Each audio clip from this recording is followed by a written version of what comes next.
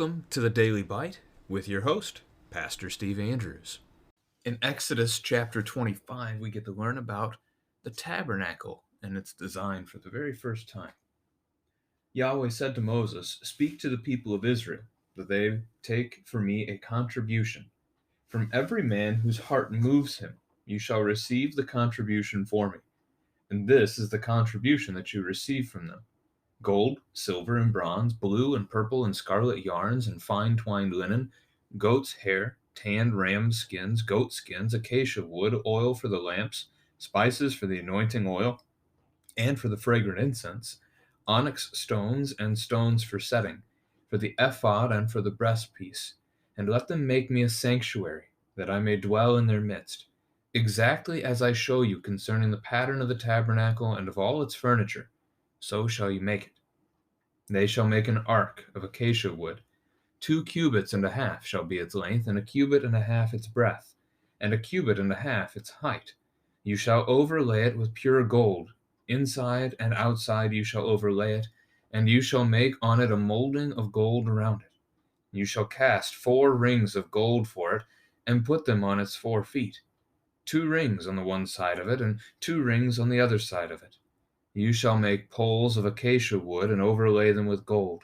And you shall put the poles into the rings on the sides of the ark, to carry the ark by them. The poles shall remain in the rings of the ark, they shall not be taken from it. And you shall put into the ark the testimony that I shall give you. You shall make a mercy seat of pure gold. 2 cubits and a half shall be its length, and 1 cubit and a half its breadth. And you shall make them 2 cherubim of gold. Of hammered work you shall make them on the 2 ends of the mercy seat. Make 1 cherub on the one end, and 1 cherub on the other end. Of one piece with the mercy seat shall you make the cherubim on its 2 ends. The cherubim shall spread out their wings above, overshadowing the mercy seat with their wings. Their faces one to another, toward the mercy seat shall the faces of the cherubim be. And you shall put the mercy seat on the top of the ark. And in the ark you shall put the testimony that I shall give you. There I will meet with you, and from above the mercy seat, from between the 2 cherubim that are on the ark of the testimony, I will speak with you about all that I will give you in commandment for the people of Israel. You shall make a table of acacia wood. 2 cubits shall be its length, 1 cubit its breadth, and 1 cubit and a half its height. You shall overlay it with pure gold, and make a molding of gold around it. And you shall make a rim around it 1 handbreadth wide, and a molding of gold around the rim. And you shall make for it 4 rings of gold, and fasten the rings to the 4 corners at its 4 legs. Close to the frame the rings shall lie as holders for the poles to carry the table. You shall make the poles of acacia wood, and overlay them with gold, and the table shall be carried with these. And you shall make its plates and dishes for incense, and its flagons and bowls with which to pour drink offerings. You shall make them of pure gold. And you shall set the bread of the presence on the table before me regularly.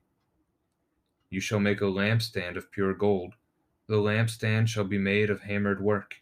Its base, its stem, its cups, its calyxes, and its flower shall be of one piece with it. And there shall be 6 branches going out of its sides, 3 branches of the lampstand out of the one side of it, and 3 branches of the lampstand out of the other side of it. 3 cups made like almond blossoms, each with calyx and flower, on one branch, and 3 cups made like almond blossoms, each with calyx and flower, on the other branch. So for the 6 branches going out of the lampstand. And on the lampstand itself there shall be 4 cups made like almond blossoms, with their calyxes and flowers, and a calyx of one piece with it under each pair of the 6 branches going out from the lampstand.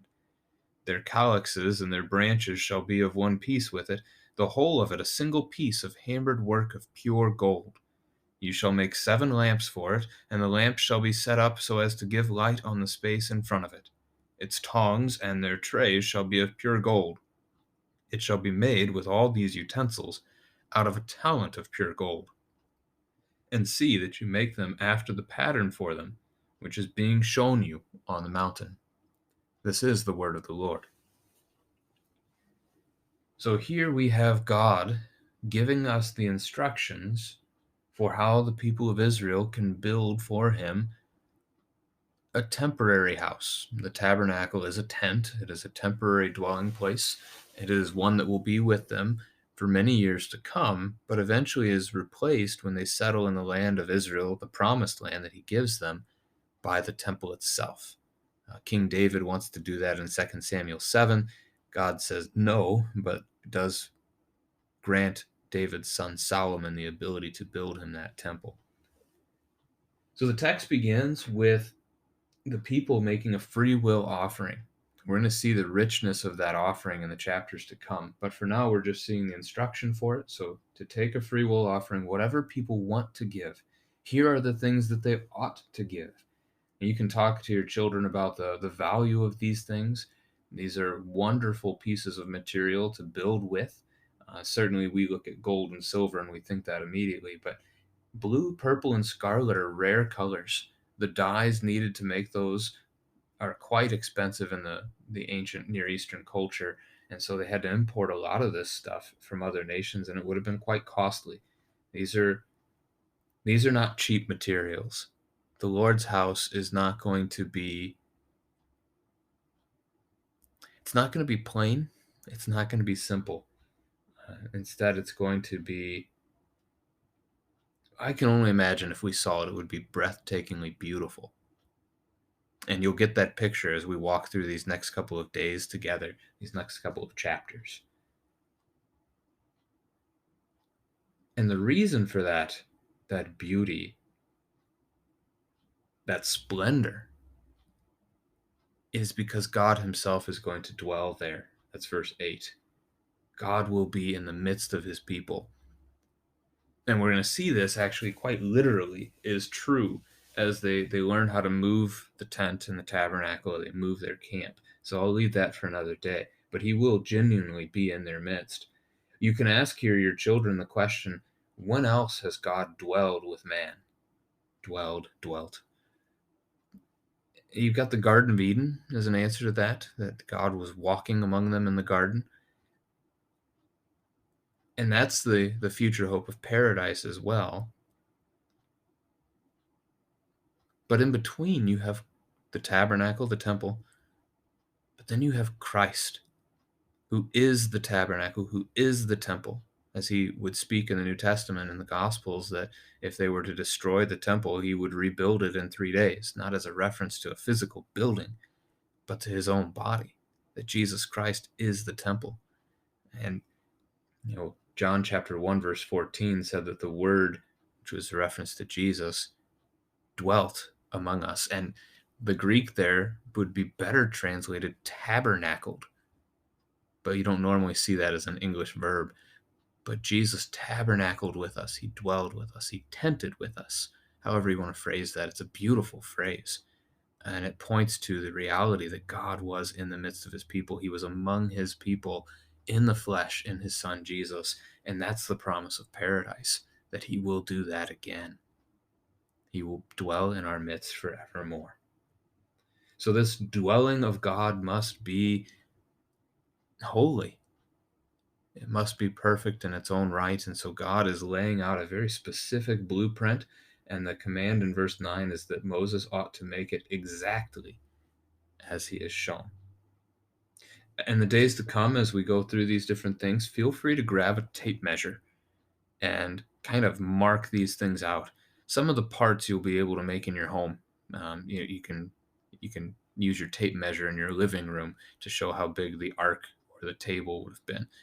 But for other things, like the actual tabernacle structure itself, you'll probably want to go outside and measure those things out so that your children can see all of this happening. I mean, you could even feel free over the next couple of days to take some small sticks or something like that and just stick them in the ground in your yard to mark off the size of these different things. And then you can see the bigger picture perhaps when it all comes together. That could be a neat way to do it as a family. So in verse 10, they're called to make an ark. An ark is simply a box in Hebrew. You have it in Genesis 50. It's used to describe the place where they laid Joseph to rest in a box. In most English translations, you'll probably see that one as coffin.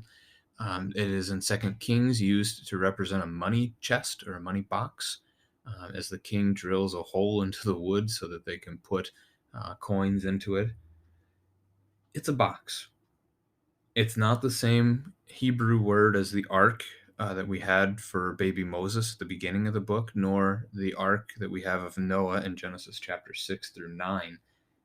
This one's a different word. If I remember correctly, that one was a teva. This one is an Aaron, which is strikingly similar to Aaron's name, which is Aharon. So there's one extra little syllable in Aaron's name that distinguishes it from being this ark word. So that's of note. I don't know if that's intentional or not. I can't say. Cubits are going to show up a lot as a unit of measurement. A cubit goes from the tip of a man's elbow to the tip of his middle finger.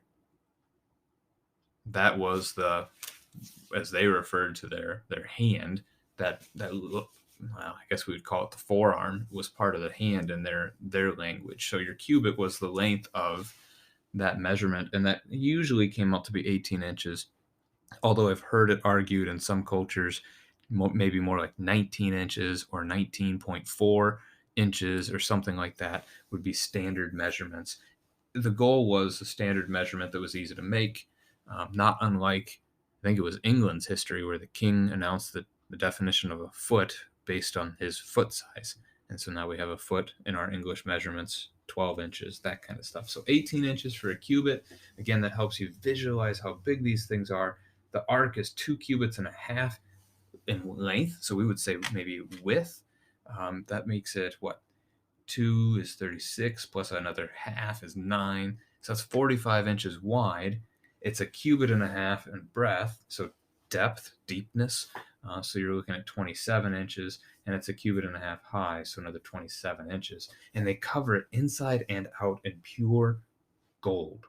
They make 4 rings. They put a molding around it, so more of a crown or a lip to it. They make 4 rings on the sides so that they can stick these wooden poles that are also wrapped in gold. They can stick those through, and they can use that to carry the ark. They're never supposed to touch it. One man later on in God's word will die because he touches the ark, even though he was trying to do what he thought was a good deed. Uriah was his name. So they leave these poles in there all that time. In it, verse 16, they're to place the things God will tell them, the testimony he will give them. We know that there will be 3 things stored in the ark. Ask your children if they can name any of them. Very specifically, the one mentioned here, the testimony, is a reference to the covenant that was just made, and the 10 commandments that are then from that, the stone tablets. So the 2 stone tablets are going to be kept inside of this ark. Also, that jar of manna from Exodus chapter 16, the omer that they kept, that'll be stored here, as will Aaron's staff that comes out of a point of rebellion where God decides to do this almost competition between the different tribes of Israel, having one of their elders bring up a staff, leave it before God's throne overnight, and in the morning come back, and whichever one has flowered, that one will be the tribe that God has chosen to be his priests, those who would care for his house. And Aaron's staff not only flowered, but not only budded, it produced flowers and almonds overnight, is how that one goes. So that's also stored inside of this ark in the future. Those are the 3 pieces. Verse 17 describes a little bit more for us what this ark is actually going to be. They're to put a mercy seat on it. That is, it's not just any ordinary box. It has a seat. It is a seat. And very specifically, as you work your way through that paragraph, it is a throne. As you look at verse 22, that is where I will meet with you. I will speak with you. So God is going to use this ark as his throne in the midst of his people. He is going to be their king right there among them. Cherubim are angels. Most English speakers will say cherubim, but the im ending in Hebrew is pronounced im, and it's plural, so I just like to bring that out in English, but I'm probably alone on that one. Anyway, it's a cherub is a type of angel. We don't know a whole lot about the angels of God to distinguish between them, so we'll just leave it at that. It is a classification of angels. There's not really a specific size given of these cherubim, which is interesting, only that there are two of them. They're put at opposite ends of the throne, and that they spread their wings out and above, kind of pointed to each other over the throne itself. So it sounds like these are larger and basically casting shade upon the ark itself, on the one who would sit on the throne. So almost like a covering is what these end up being. And it could be that they're smaller, which gets them to be a little bit more like armrests, but that would make it difficult for that to be a seat still. It's hard to say as they stretch out their wings exactly what this picture looks like. There is some good detail to it, but the fullness of it just not there for us in the text. Verse 23, that paragraph, very similar build pattern. Things made of acacia wood, covered in gold, the poles the same, the rings the same. Here you have a table, and in verse 29, you're going to get what this table is for. It's going to have plates and dishes for incense. It's going to have flagons and bowls for drink offerings, and it's going to have the bread of the presence always on it before the Lord.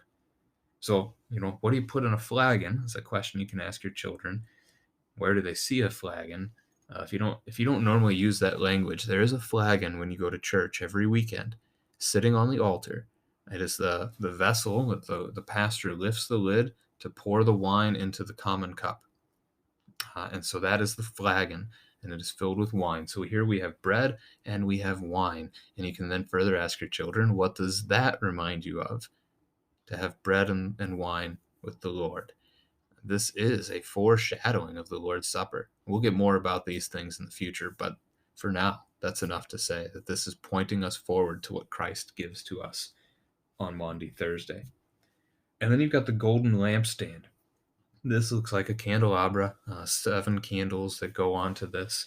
There's the one central pole and then 3 that branch off each side. It's highly ornate as you read the decoration here, the almond blossoms, the calyx, the flowers. And then you have the idea later on here that all of this, let's see, what verse is that?